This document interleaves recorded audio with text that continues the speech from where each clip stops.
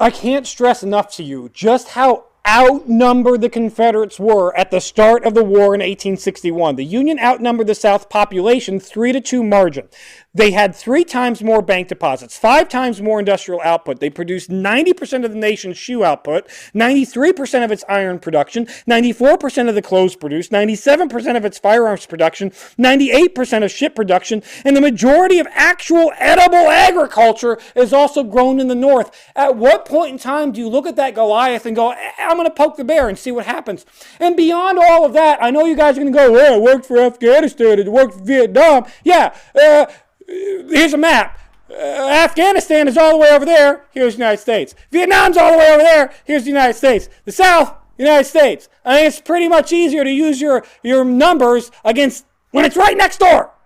And on top of everything else, the reason why the South lost the Civil War is because of lack of choo-choo trains. The North at the start of the war had 2 times as many rail lines as the South did. They controlled the entirety of the rolled iron production, which is necessary for the maintenance and production of rail tracks, which meant that even if the South wasn't getting their lines destroyed by the North, they had no means to maintain that because they had no rolled iron production.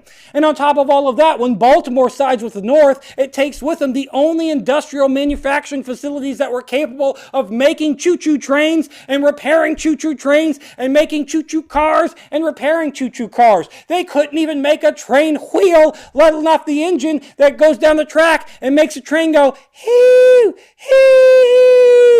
And on top of all of that, they had states' rights going against them where they wanted to have rail lines not be a standard gauge, which meant when you went from one state to the next state, you had to change trains, which meant new train, new cars, taking everything off of the one and going to the next. And this could be as bad as going from one end of the city to the next, all because they couldn't decide on what gauge to go with because of states' rights.